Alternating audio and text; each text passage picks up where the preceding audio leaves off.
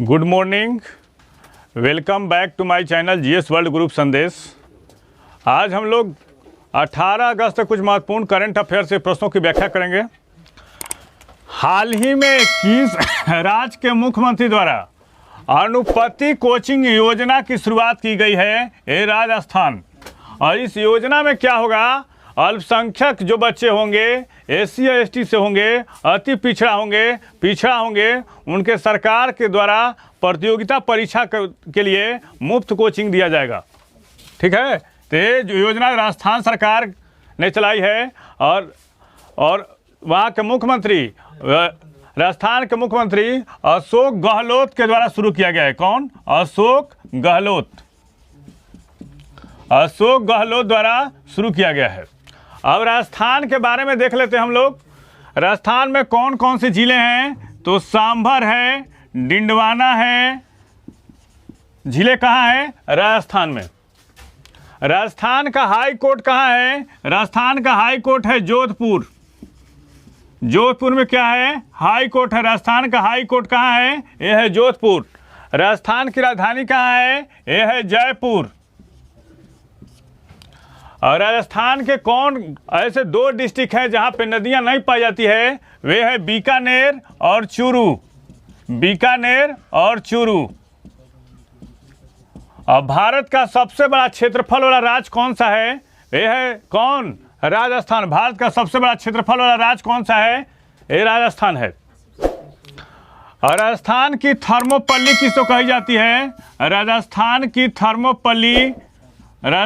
Thermopylae किसको कही जाती है? एक कही जाती है चित्तौड़गढ़ को कही जाती है। कौन? चित्तौड़गढ़ को। अब भारत में पहली बार पंचायती राज अधिनियम की घोषणा कहाँ की गई थी? ये नागौर राजस्थान में की गई थी। 2 अक्टूबर 1959 को की गई थी। कहाँ पे? राजस्थान में। किस राज्य ने मेडिसिन फ्रॉम द स्काई नामक कार्यक्रम शुरू किया है? ये अरुणाचल प्रदेश। इसके द्वारा होगा क्या? अरुणाचल प्रदेश क्या करेगा? ड्रोन के द्वारा दवाइयों और वैक्सीन की सुविधा जो है अपने राज्य में पहुंचाएगा। और ऐसा करने वाला पहला राज्य ड्रोन द्वारा दवा और वैक्सीन पहुंचाने वाला पहला राज्य कौन था? दवा और वैक्सीन पहुंचाने वाला पहला राज्य कौन था? ये था तेलंगाना। कौन? तेलंगाना था। अरुणाचल प्रदेश के बारे में हम लोग जान लेते हैं। अरुणाचल प्रदेश की राजधानी कहाँ है? ईटानगर है। नामदफा और शेषा अर्किन अभयारण्य कहाँ है? शेषा अर्किन अभयारण्य ये अरुणाचल प्रदेश में है। पकेट टाइगर रिजर्व कहाँ है? पकेट टाइगर रिजर्व कहाँ है? अरुणाचल प्रदेश में है। अरुणाचल प्रदेश में विधानसभा की सीटें कितनी है? ये है 40। और वहाँ के मुख्यमंत्री कौन हैं? पेमा खांडू हैं अरुणाचल प्रदेश के। भारत पाक विभाजक रेखा के कितने साल पूरे हो गए? 75 साल। भारत पाक के बीच कौन सी रेखा है जो विभाजन करती है? उसका नाम है रेड क्लिफ रेखा। और रेड क्लिफ कौन थे? माउंट बेटन ने, एक ब्रिटिश वकील जिसका नाम था सिरिल रेड क्लिफ, उन्हीं की अध्यक्षता में भारत पाक विभाजन करने के लिए, रूपरेखा तैयार करने के लिए जिम्मा सौंपा था। और उसको 12 अगस्त को सौंपना था रिपोर्ट, लेकिन उसने कुछ तकनीकी प्रॉब्लम के कारण 17 अगस्त को अपना रिपोर्ट भेजा था। अब कौन कौन सी रेखाएं हैं, किन किन देशों के बीच में चर्चा में है, उसके बारे में देख लेते हैं। तो आप लोग बताएंगे ब्लू लाइन रेखा किन किन देशों के बीच में है, जो बार बार पूछता है। ब्लू लाइन काफ़ी इंपॉर्टेंट है, पूछता है और आज भी यहाँ पे काफ़ी चर्चा में, विवाद में रहा है। तो ब्लू लाइन रेखा जो है लेबनान और इजराइल के बीच में है। 17 पैरेलल लाइन किसके बीच में है? 17 पैरेलल लाइन समानांतर रेखा।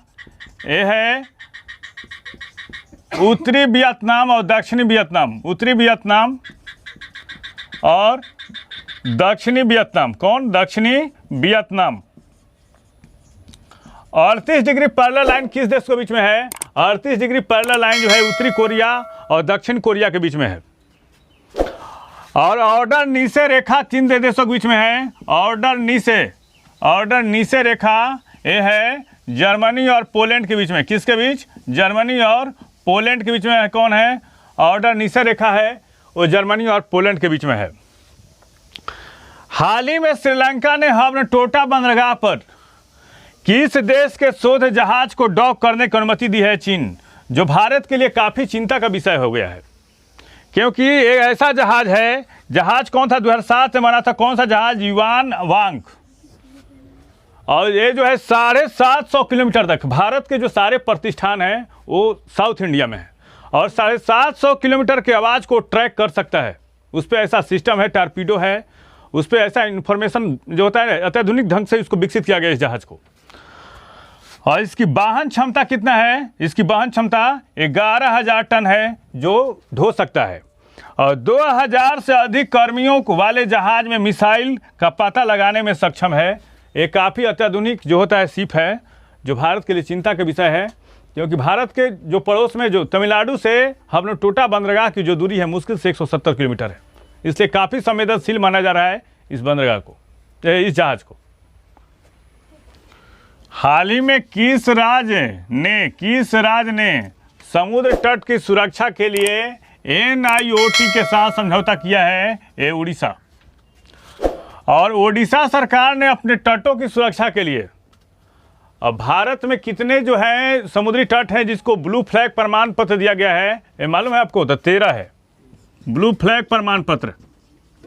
ब्लू फ्लैग प्रमाण पत्र कितने तटों को दिया गया है? तो ये भारत के 13 समुद्री तटों को दिया गया है। मतलब ब्लू फ्लैग जो प्रमाण पत्र होता है वो साफ सफाई और जो काफ़ी बंदरगाह जो सुसज्जित होते हैं, जो तट सुसज्जित होते हैं, उनको दिया जाता है।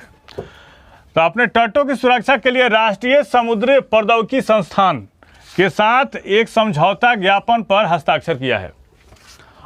और इंडियन इंस्टीट्यूट ऑफ ओशनोग्राफी कहाँ है? भारतीय समुद्री विश्वविद्यालय कहाँ है? ये चेन्नई में है। और ओडिशा के बारे में देख लेते हैं। तो ओडिशा में जिले कितने हैं? 30 है। विधानसभा कितना? 147। लोकसभा सीट कितने हैं? 21। राज्यसभा सीट कितने हैं? 10। और CM कौन है? नवीन पटनायक। और राज्यपाल कौन है? गणेशी लाल। अभयारण्य कौन कौन से हैं जो काफ़ी पूछता है? तो नंदन कानन है, सिमलीपाल है, ये महत्वपूर्ण अभयारण्य है वहाँ के। मयूरभंज भी है, मयूरभंज। और पूछता है कि अभी हाल ही में द्रौपदी मुर्मू कहाँ से हैं? तो ये है उड़ीसा से। और उड़ीसा के किस डिस्ट्रिक्ट से हैं? तो सिमलीपाल डिस्ट्रिक्ट से हैं। और कौन से समुदाय के हैं? संथाल। और काई चटनी को GI टैग दिया गया है। ये कहाँ का है? काई चटनी ये उड़ीसा का है। कहाँ का? उड़ीसा का है। सुल्तान अजलान शाह कप अंतर्राष्ट्रीय पुरुष हॉकी टूर्नामेंट का आयोजन कहाँ होगा? मलेशिया के इपोह में। और इसका आयोजन कब किया जाएगा? नवंबर माह में किया जाएगा। नवंबर माह में किया जाएगा। कहाँ पे? मलेशिया के इपोह में। मलेशिया की राजधानी कहाँ है? कुआलालंपुर है। केंद्र सरकार ने रिजर्व बैंक के केंद्रीय बोर्ड में कितने स्वतंत्र निदेशकों को नियुक्त किया है? 4 निदेशकों को नियुक्त किया है। RBI की स्थापना जो हुई थी हिल्टन यंग की सिफारिश पर 1935 में की गई थी। और RBI के राष्ट्रीयकरण कब किया गया था? 1949 में किया गया था। और RBI के पहले अध्यक्ष थे वॉन स्मिथ और प्रथम भारतीय अध्यक्ष थे CD देशमुख थे।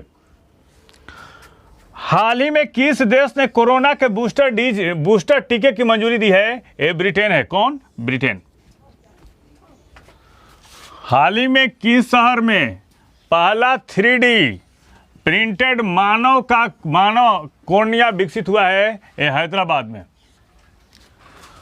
और भारत में पहली बार हैदराबाद शहर के शोधकर्ताओं ने एक कृत्रिम कॉर्निया को सफलतापूर्वक 3D प्रिंट किया है। और इसे कहाँ प्रत्यारोपित किया है? इसे खरगोश की आँख में प्रत्यारोपित किया है, इसलिए काफ़ी चर्चा में है। UN का जलवायु प्रमुख किसे नियुक्त किया गया है? साइमन स्टील को। और ये कौन है? ग्रेनेडा के पूर्व मंत्री हैं।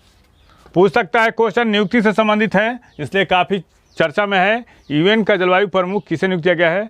साइमन स्टील, ग्रेनेडा के पूर्व मंत्री हैं। हाल ही में पंजाब और हरियाणा में पंजाब और हरियाणा उच्च न्यायालय में कितने न्यायाधीशों की नियुक्ति की गई है? 11 न्यायाधीश। और पंजाब और हरियाणा राज्य का गठन कब किया गया था? 1966 में। और इसका हाई कोर्ट कहाँ है? चंडीगढ़। ये बताइए भारत में सुप्रीम कोर्ट की स्थापना कब की गई थी? तो 28 जनवरी 1950 को। और सुप्रीम कोर्ट में न्यायाधीशों की संख्या कितनी है? ये 34 है। इंटरनेशनल सी फूड शो 2023 का 23वां संस्करण कहाँ आयोजित किया जाएगा? ये कोलकाता में आयोजित किया जाएगा। कहाँ पे? कोलकाता में।